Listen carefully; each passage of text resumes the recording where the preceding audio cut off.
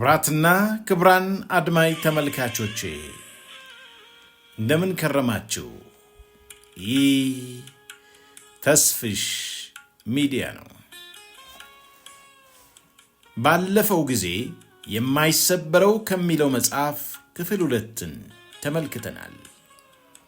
ዛሬ ደግሞ ዘመን ባንክ እንደ ይሁዳ የሚለውን ክፍል 3 እንመለከታለን።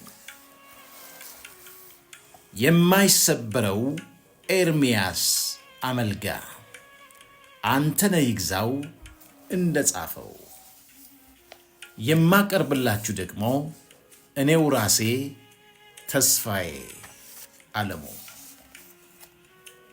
ዘመን ባንክ እንደ ይሁዳ ከአሜሪካን ከተመለሰ በኋላ በአገር ቤት በተለያዩ የኢንቨስትመንት መስኮች ላይ ተሰማርቶ የቆየው ኤርምያስ የሥራው ባህሪ ከባንኮች ጋር የሚያገናኝ እንደመሆኑ አዘውትሮ ወደ ተለያዩ የአገሪቱ ባንኮች መሄዱ ግድ ነበር። በወቅቱ አገልግሎት ለማግኘት ፈልጎ በሄደባቸው የአገሪቱ ባንኮች ሁሉ ታዲያ የደንበኞችን ፍላጎት የማያረካና ኋላ ቀር የባንክ አሰራር ያጋጥመው እንደነበር ኤርምያስ ያስታውሳል።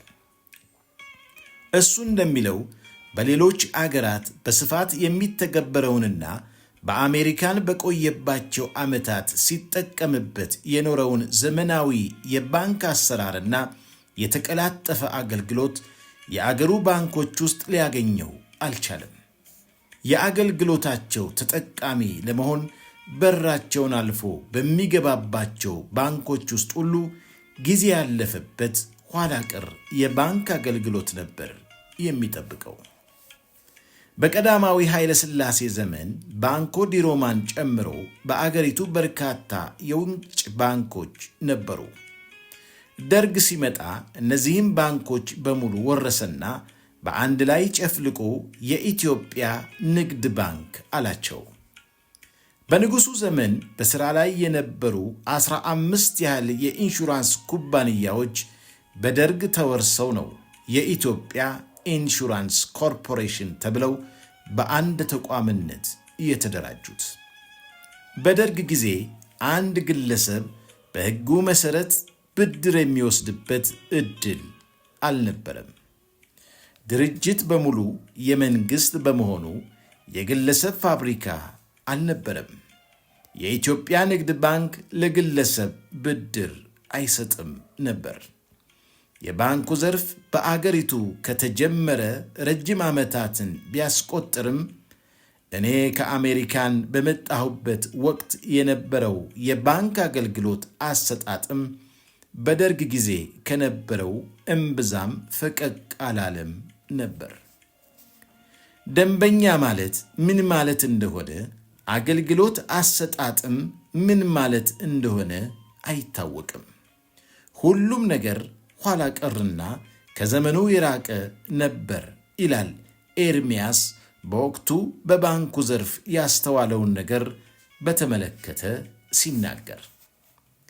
በ20 ዓመታት ያህል የአሜሪካን ቆይታው በዘመናዊ የባንክ ኢንዱስትሪ ውስጥ ሲሰራ የኖረውና በዘርፉ ያካበተ ልምድ ያለው ኤርምያስ ዘመናዊን የባንክ አሰራር ወደ ኢትዮጵያ ለማስገባትና ኋላ ቀሩን የባንክ አገልግሎት አሰጣጥ መቀየር በሚችልበት ሁኔታ ዙሪያ ጊዜ ወስዶ ማሰብ ጀመረ።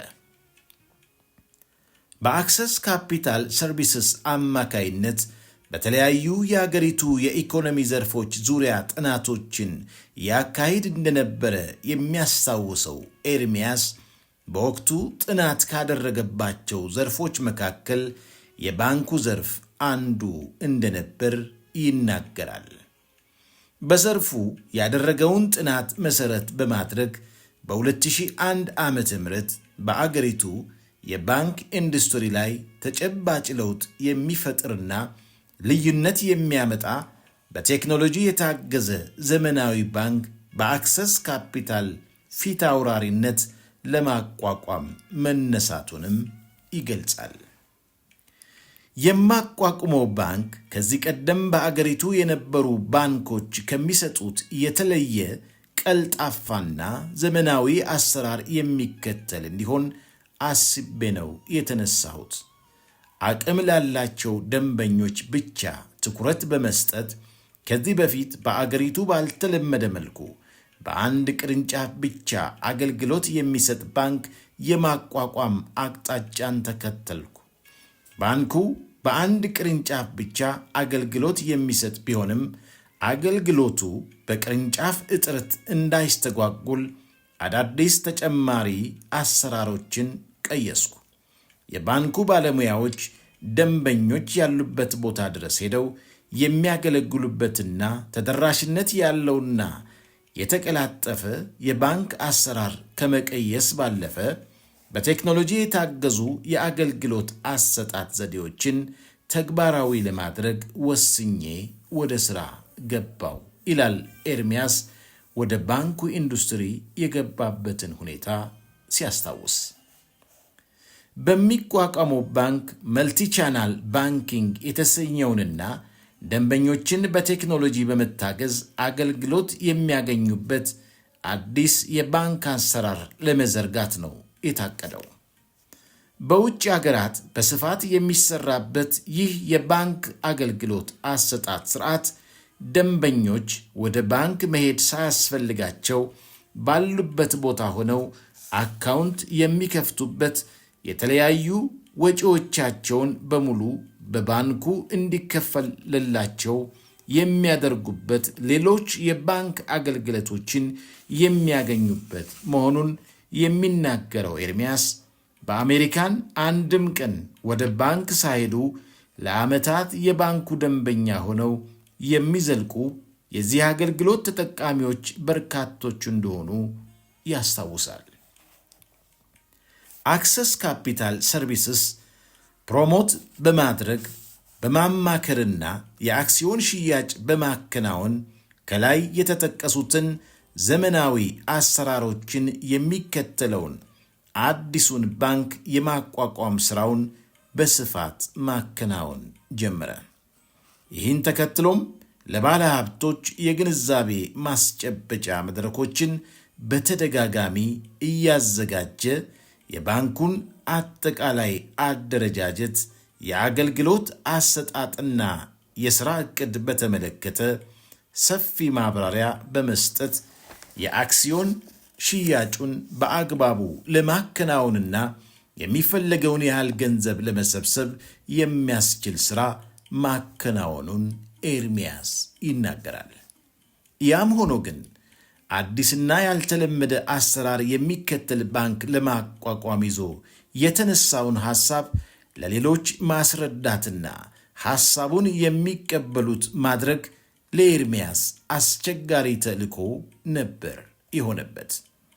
ቅርንጫፎችን በብዛት የመክፈትና በስፋት ወደ ደንበኞች የመድረስ የባንክ አሰራር በተለመደባት አገር ላይ በአንድ ቅርንጫፍ ብቻ ለደንበኞች አገልግሎት የሚሰጥ ትርፋማ ባንክ ማቋቋም የሚል ሐሳብ ይዞ መነሳቱን የሰሙ ብዙዎች አብስተው ይጠራጠሩት እንደነበር ነው ኤርምያስ የሚናገረው።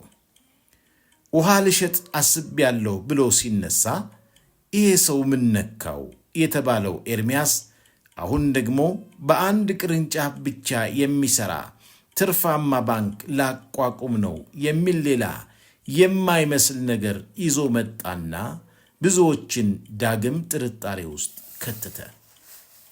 በአንድ ቅርንጫፍ አገልግሎት የሚሰጥ ባንክ እናቋቁም በማለት የአክሲዮን ድርሻ እንዲገዙ የጠየቃቸው ባለሀብቶች ብቻም አይደሉም በኤርምያስ ሐሳብ ግራ የተጋቡትና በጥርጣሬ ያዩት።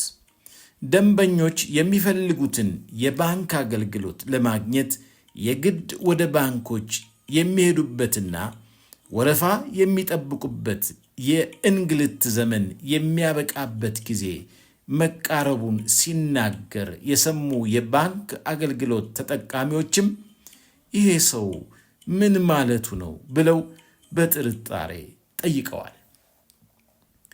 ማለት የፈለገውን በዝርዝር አብራርቶ በማስረዳት ጥርጣሬያቸውን መፋቅ ቀጣዩ የኤርምያስ አድካሚና እልህ አስጨራሽ ሥራ ሆነ። የግል ባለሀብቶች ሊያቋቁመው ስላሰበው አዲስ ባንክ የጠራ ግንዛቤ እንዲኖራቸው ሐሳቡን እንዲቀበሉትና የባንኩ መስራች ባለአክሲዮን እንዲሆኑ ማስቻል ብዙ ልፋትና ድካምን የሚጠይቅ አስቸጋሪ ሥራ እንደሆነበት የሚያስታውሰው ኤርምያስ ቀስ በቀስ ግን የባንኩን ባለአክሲዮን ለመሆን ፈቃደኝነታቸውን የሚገልጹ አንዳንድ ባለሀብቶችን ማግኘት መቻሉን ይናገራል። ስለሚቋቋመው አዲስ ባንክ አጠቃላይ ሁኔታ ረጅም ጊዜ ወስጄ ማብራሪያ ከሰጠኋቸው ባለሀብቶች መካከል አንዳንዶቹ አክሲዮን ለመግዛት ፈቃደኛ ሆኑ። የሚገርመው ግን ከነዚህ ባለሀብቶች አብዛኞቹም አክሲዮን ለመግዛት ፈቃደኛ የሆኑት የምላቸውን ነገር በቅጡ ተረድተውና የባንኩ ውጤታማ እንደሚሆን አምነውበት አልነበረም። አቶ ኤርምያስ መቼም ላንተ ስል አክሲዮን ልግዛ እንጂ ነገሩ እንኳን የሚሆን አይመስለኝም ያሉኝ ሰዎች ነበሩ። አነጋገርህ ደስ ስላለኝ ብቻ የተወሰነ አክሲዮን ልውሰድልህ ያሉኝ ባለሀብትም አልረሳቸውም ይላል ኤርምያስ ፈገግ ብሎ የባንኩን አክሲዮን ይሸጥበት የነበረውን ወቅት መለስ ብሎ ሲያስታውስ። ኤርምያስ በአክሰስ ካፒታል በኩል የአዲሱን ባንክ የአክሲዮን ሽያጭ በአግባቡ ለማከናወንና የሚፈልገውን ያህል ገንዘብ ለመሰብሰብ በመስኩ ልምድ ያላቸው የሽያጭ ሠራተኞችን አሰልጥኖ ከማሰራት ባለፈ ራሱ በግሉም ከፍተኛ ጥረትና ርብርብ ማድረጉን ከ3,000 በላይ ከሚሆኑ ባለአክሲዮኖች 150 ሚሊዮን ብር ያህል ለማሰባሰብ መቻሉን ይናገራል። በተደጋጋሚ የግንዛቤ ማስጨበጫ መድረኮችን በማዘጋጀት ለበርካታ የግል ባለሀብቶች የባንኩን አጠቃላይ አደረጃጀት፣ የአገልግሎት አሰጣጥና የሥራ ዕቅድ በተመለከተ ማብራሪያ እየሰጠ ነበር። ይህን ተከትሎም አክሲዮን የሚገዙ ባለሀብቶች ቁጥር መበራከትና የአክሲዮን ሽያጩም ማደግ ቀጠለ የሚለው ኤርምያስ፣ ያም ሆኖ ግን የአክሲዮን ሽያጩ በወቅቱ በአገሪቱ እምብዛም ያልተለመደ ከመሆኑ አንጻር ከፍተኛ ጥረት መጠየቁን ይገልጻል። በተዘጋጁት መድረኮች የጥናት ወረቀቶችን ሳቀርብ ከባንክ ኢንዱስትሪው ጋር ተያያዥነት ያላቸው በርካታ ጉዳዮችን ለመዳሰስ ሞክሬያለሁ። በአገሪቱ የሚገኙ የተለያዩ ባንኮች የሚከተሉትን የአገልግሎት አሰጣጥ ስርዓት በዝርዝር በማንሳት ዘመን የሻራቸውን ያለፈባቸውን ኋላ ቀር አሰራሮች መሆናቸውን ለማስረዳት ሞክሬያለሁ። በአንጻሩ ደግሞ ዘመን ባንክ ያደገው ዓለም የሚከተለውን ዘመናዊ ደረጃዎችን የጠበቀ አሰራር በመከተል ከሌሎች ነባር የአገሪቱ ባንኮች የተሻለ ቀልጣፋ አገልግሎት በመስጠት በአጭር ጊዜ ተመራጭና ትርፋማ ባንክ እንደሚሆን በግልጽ ተናግሬያለሁ። ይህን በመናገሬም ሌሎች ባንኮች ሁሉ እንደ ጠላት ያዩን ጀመር የሚለው ኤርምያስ የአገሪቱ ባንኮች ሁሉ ራስ የሆነው ብሔራዊ ባንክም ሳይቀር የዚህን አዲስ ባንክ ነገር በክፉ አይኑ ማየት መጀመሩን ያስታውሳል።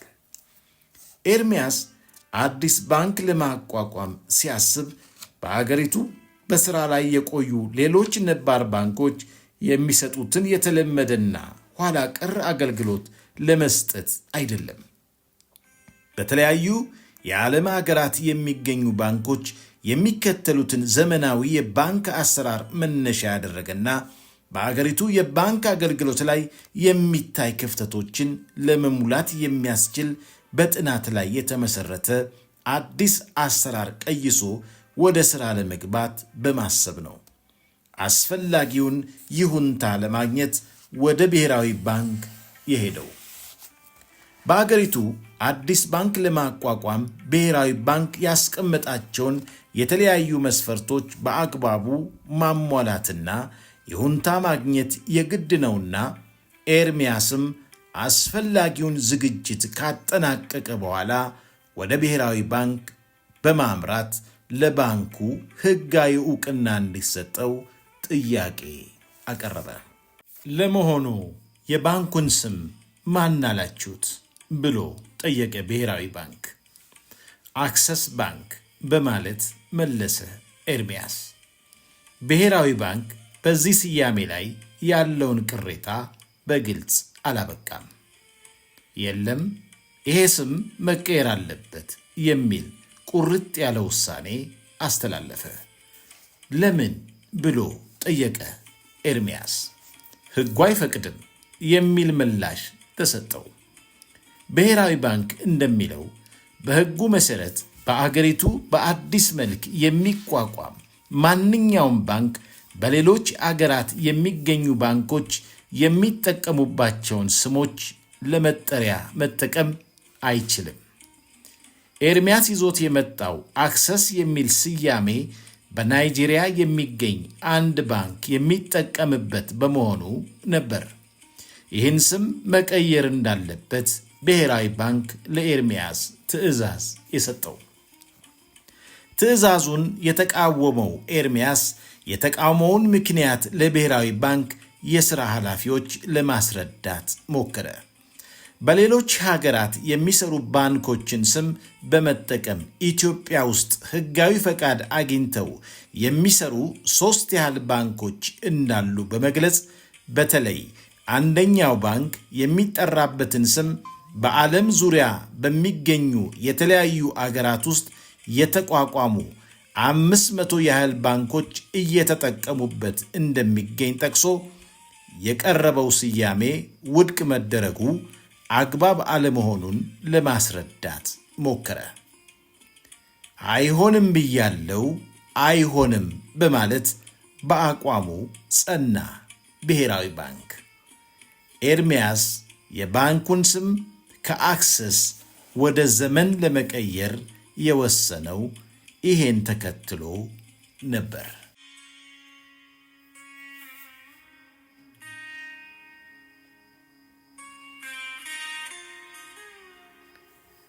ክብራትና ክብራን አድማጭ ተመልካቾቼ የዚህ ጀግና ሰው ታሪክ ገና ይቀጥላል። ብዙዎችን እንሰማለን። ለዚህ ፕሮግራም አዲስ ከሆናችሁ ሰብስክራይብ ከማድረግ አትዘንጉ። ከኔ ጋር የቆያችሁ ከሆነ ደግሞ ለጓደኛና ለቤተሰብ ሼር ማድረጋችሁን አትዘንጉ። ከወደዳችሁት ደግሞ ላይክ አድርጉ።